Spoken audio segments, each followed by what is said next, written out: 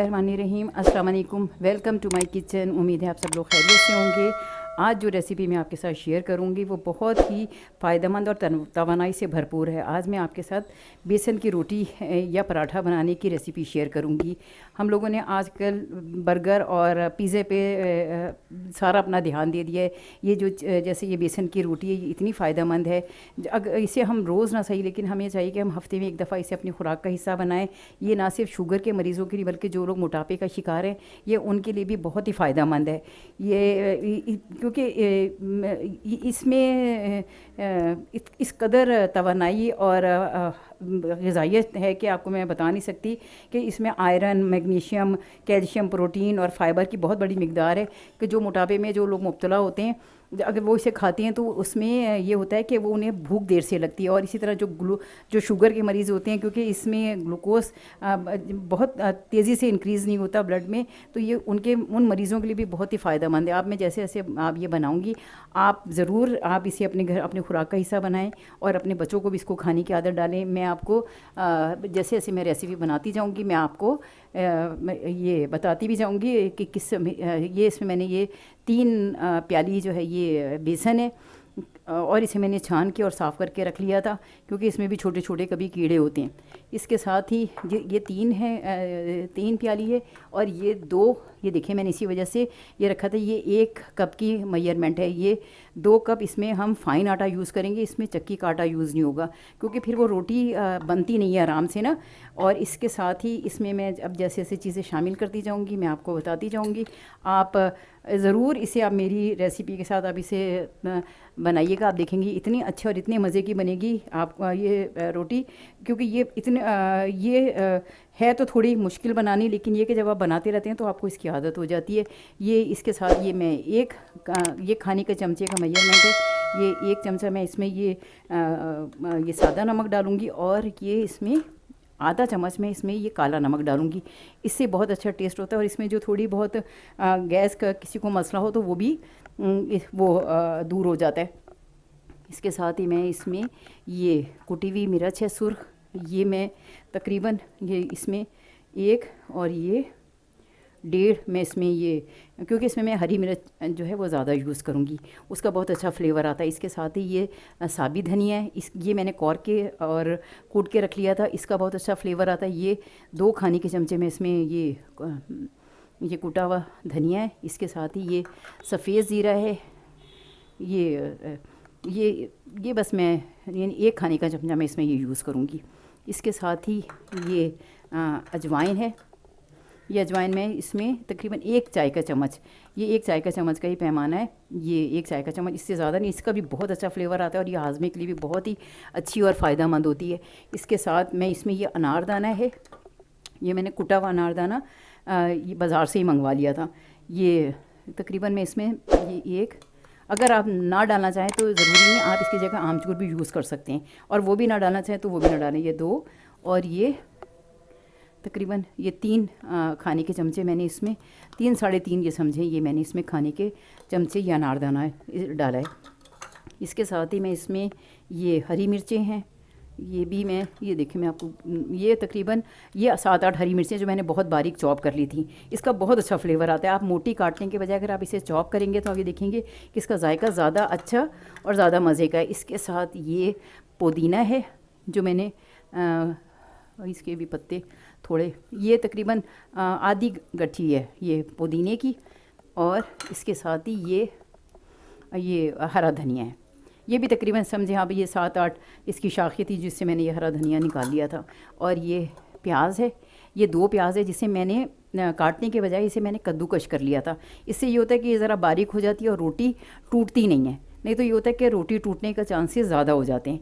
इसके साथ ही ये मैं इसमें ये तेल है, ये 2, ये 1 और ये 2 और ये 3 और ये 4 खाने के चमचे मैंने इसमें ये तेल मिला दिया। और जो सबसे मज़ेदार चीज़ है जो इसमें मैं डालूँगी वो ये दही है। इसका बहुत अच्छा फ्लेवर आता है। ये देखें, ये तकरीबन ये मैं इसके साथ कोशिश करूँगी कि मैं इसके साथ ये बेसन का जो रोटी है इसको मैं ये 2 प्याली है, ये देखिए, और इसका बहुत अच्छा फ्लेवर आता है। आप चाहें तो आप दूध भी यूज़ कर सकते हैं, लेकिन मैं ये दही डालूँगी। दही मैंने इसलिए डाला है कि इसका बहुत अच्छा फ्लेवर आता है। आप जब बनाएंगे आप ये देखेंगे इतनी मज़ेदार और इतनी अच्छी रोटी बनेगी कि आपको खा के मज़ा आएगा और दोबारा इसे बनाएंगे। ये अब मैं इसको सारा मिक्स करती हूँ। ज़रा फिर मैं आपको दिखाती हूँ। ज़रा मैं इसे मिक्स, क्योंकि इसको अच्छी तरह मिक्स।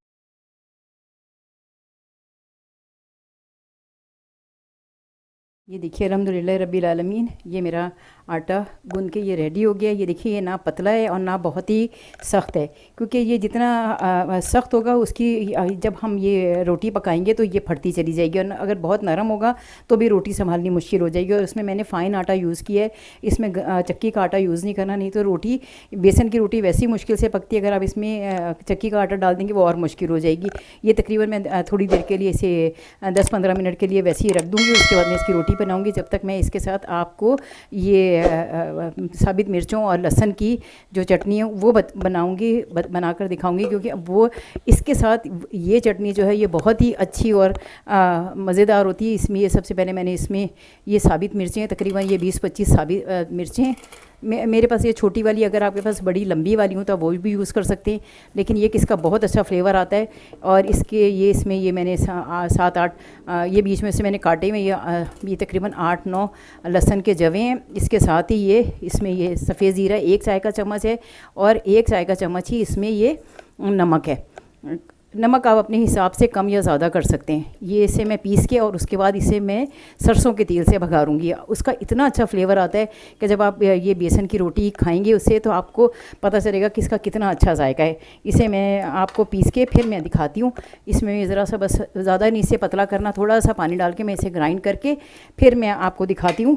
और उस वक्त तक मेरा 10-15 मिनट में ये मेरा आटा भी रेडी हो जाएगा। ये आप देखें, ये इसकी ये इतना, ये देखिए ये बिल्कुल ये और उसी दही में मैंने ये आटा गूंदा है। थोड़ा बहुत बस पानी मैंने ऊपर से लगाया, नहीं तो ये उसी जो दही है उसमें मेरा ये आटा गूंद गया। तभी मैं ये ज़रा ग्राइंड कर लूँ, फिर मैं आपको दिखाती हूँ ये चटनी बना के। ये देखिए अल्हम्दुलिल्लाह रब्बिल आलमीन, ये मेरी लहसुन और साबित मिर्चों की चटनी भी रेडी हो गई है। ये जितनी बारीक पिसी हुई होगी ये उतनी ही जायकेदार और मज़ेदार होगी। ये मैंने इसको बहुत अच्छी तरीके से ये मैंने पीसा है। ये देखिए ये, और इसे बहुत बारीक, क्योंकि इसका दाना नहीं रहना चाहिए। ये जितनी बारीक पिसेगी उतनी ही अच्छी होगी। और ये इसको फ्राई करके दिखाती है। ये सरसों का तेल है, ये तकरीबन सिर्फ इसमें ये 2 खाने के चमचे, ये इतना छोटा सा ये ग्लास है, इसमें सिर्फ 2 खाने के चमचे ये सरसों का तेल इसमें, इसका बहुत अच्छा फ्लेवर आता है। ये देखिए ये चटनी मेरी बिल्कुल रेडी हो गई थी। ये देखिए अल्हम्दुलिल्लाह रब्बिल आलमीन। तो ये मैं इसके साथ फ्राई करूँगी। अगर इसमें थोड़ा तेल कच्चा भी रहे तो भी, यानी आमतौर पे ये होता है कि सरसों के तेल को बहुत पकाना चाहिए, लेकिन ये कि इसमें मुझे अगर थोड़ा सा सरसों का तेल कच्चा भी रहेगा तो भी कोई मुज़ायका नहीं, उसका बहुत अच्छा फ्लेवर आएगा। ये मैं ज़रा थोड़ा सा ये गर्म हो जाए, फिर मैं इसमें ये अपनी ये चटनी डालूँगी और फिर मैं आपको दिखाती हूँ। ये लहसुन और सुर्ख मिर्च और ज़ीरे की चटनी है। बिस्मिल्लाहिर्रहमानिर्रहीम।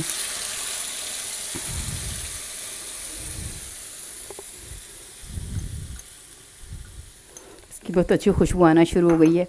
ये थोड़ी देर में से सिर्फ मैं इसे तकरीबन 10 मिनट पकाऊंगी, तो ये जो इसके अंदर पानी है वो ज़रा थोड़ा सा ड्राई हो जाए और तेल इसका ऊपर आ जाए, उसके बाद मैं इसे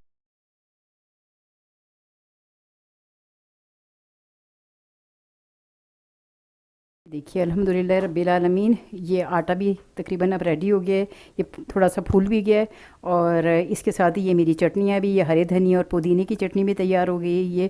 ये सुर्ख मिर्च और लहसुन की भी तैयार हो गई है चटनी, और इसके साथ ही ये मैंने दही भी रेडी कर लिया। अब मैं सबसे पहले आपको ये बिस्मिल्लाहिर्रहमानिर्रहीम, ये मैं आपको 2-3 रोटियाँ बना के दिखाती हूँ, ताकि आपको ये अंदाज़ा हो कि ये बनने में कोई इतनी मुश्किल नहीं है। ये देखिए अल्हम्दुलिल्लाह रब्बिल आलमीन, इसका बहुत बड़ा पेड़ा ना बनाइएगा। रोटी छोटी भी हो तो कोई मसला नहीं है। ये आप क्योंकि ज़्यादा बड़ी रोटी हो तो उसे संभालना मुश्किल हो जाता है। बेसन की रोटी, इसमें मैंने 3 कप बेसन था और 2 मैंने इसमें फ़ाइन आटा शामिल किया था। ये क्योंकि आप खाली बेसन की पकाएंगे तो उसे संभालना बहुत मुश्किल हो जाता है। ये मैं आपको, ये देखिए ये मैंने ये 3 पेड़े बना लिए। मैं आपको एक 2-3 मुख्तलिफ़ तरीके से ज़रा रोटी बना के दिखाऊंगी। और आप ज़रूर आप मेरे ये रेसिपी से आप बनाइएगा और आप देखेंगे कि इतनी मज़ेदार और इतनी अच्छी और इतनी फ़ायदेमंद, ये आप आपके घर में जो शुगर के मरीज़ हैं उनके लिए आप ज़रूर बनाएं, ताकि उनको इसमें जो जब आप खाते हैं तो फ़ौरन जो शुगर का लेवल गंदम की रोटी से बढ़ जाता है, इससे कम से कम वो इतनी तेज़ी से नहीं बढ़ता। और इसमें जो फ़ाइबर होता है, जो मोटे लोग होते हैं उनके लिए बहुत फ़ायदेमंद होता है कि भूख देर से लगती है। तो आप ये ज़रूर अपने घर में बनाएं। अब मैं इसकी रोटी बनाती हूँ, फिर मैं आपको दिखाती हूँ। ये देखिए अल्हम्दुलिल्लाह रब्बिल आलमीन, ये बिल्कुल आखिर उस पर पहुँच गया, बस सिर्फ अब रोटी पकाना बाकी है। ये देखिए, ये चटनी वगैरह तो मैंने बना ली इसको। ये क्योंकि ये गंदम की रोटी नहीं है, ये खुद से बेलती नहीं है, इसे उठाकर ही आराम से इसे बेलना, और कोशिश करनी चाहिए कि ये ज़रा पतली रोटी बने, क्योंकि ये मोटी होगी तो ये बेसन अंदर से कच्चा रह जाएगा। ये इसको ज़रा थोड़ा बनाना मुश्किल है, लेकिन ये देखिए, ये एक रोटी तो मैं इस तरह सादी ही बनाऊँगी। आप ये देखिए, मैं आपको बना के दिखाती हूँ। ये देखिए, ये इसको बनाना बहुत, बेसन की रोटी को जो है संभालना बहुत मुश्किल होता है ये, और इसे हल्की आंच पे पकाना चाहिए। बहुत ज़्यादा तेज़ आंच पे पका के ये जल्दी जल्दी पक जाती तो बेसन अंदर से कच्चा रह जाता है। इसलिए कोशिश ये करनी चाहिए कि आप इसे हल्की आंच पे बनाएं, यानी मीडियम आंच हो, बहुत ज़्यादा हल्की भी ना हो। और लेकिन ये देखिए, मेरी रोटी पतली है, अगर ये मोटी होती तो ये बेसन अंदर से कच्चा रह जाता। अभी मैं इसे सेकूं तो फिर मैं आपको दिखाती हूँ दोनों तरफ से। आप चाहें तो आप ज़्यादा आप इसे घी में भी पका सकते हैं, देसी घी में। मेरे क्योंकि मैं देसी घी इस्तेमाल नहीं कर रही, मेरे पास ऑयल है, तो मैं इस तेल में ही पकाऊंगी। लेकिन ये है कि आप इसे देसी घी में, आप जब ये बना लें तो इसके ऊपर आप मक्खन रख के और देसी घी के, और जो मैंने चटनी बनाई है लहसुन की और मिर्चों की, उसके साथ खाएँ। आप देखेंगे इतना मज़ा आएगा आपको खा के। ये देखिए, ये इसके साथ ही मैं इसमें आप अपने जितना आपने तेल यूज़ करना हो अपने हिसाब से ऑयल यूज़ कर सकते हैं। और लेकिन ये कि आप इसे मुसलसल घुमाते रहिएगा, इससे ये होता है कि पराठा चारों तरफ से लाल हो जाता है। ओके, ये देखिए, ये एक तरफ से लाल हो गई है, और इसे मुसलसल ये हिलाते रहें। जब आप इसे चलाते रहेंगे तो ये दोनों ये हर तरफ से लाल हो जाएगी। अगर आप इसे छोड़ देंगे तो ये जलना शुरू हो जाएगी। लेकिन आप ये देखें, ये इतनी अच्छी और इतनी क्रिस्पी लग रही है, जब इसे खाएंगे तो बहुत ही मज़ा आएगा। ये मैंने एक तरफ से सेक ली है। अब मैं आपको जब दूसरी रोटी बनाती हूँ फिर दिखाती हूँ। ये मेरी रोटी अल्हम्दुलिल्लाह रब्बिल आलमीन ये रेडी हो गई है, और जब आप इसे बनाएंगे तो आपको बहुत ही मज़ा आएगा। अभी मैं जब दूसरी रोटी बनाती हूँ तो फिर मैं आपको दिखाती हूँ। मैं आपको एक दूसरे तरीके से ये बेसन का पराठा बनाना बताती हूँ। ये आप जैसे हम चकोर पराठा बनाते हैं या लच्छे वाला पराठा बनाते हैं, उस तरह भी बनाएंगे तो इसका जायका बहुत अच्छा और बहुत ही मज़े का होगा। ये देखिए, इस तरह ये आप इसे लपेट के और इसे इस तरह ना, इसका ये लच्छा पराठा जैसे बनता है ये उस तरह बन जाएगा, और उसका इतना अच्छा फ्लेवर होगा जब आप खाएंगे। वो तो एक मैंने यानी जो बनाया पराठा वो सादा था, ये एक लच्छा पराठा है, जिसे जब आप बनाएंगे तो आप ये देखेंगे कि इसका भी बहुत डिफरेंट और बहुत अच्छा इसका जायका होगा। ये मैं आपको बना के दिखाती हूँ। ये जैसे देखिए, अल्हम्दुलिल्लाह रब्बिल आलमीन मेरा ये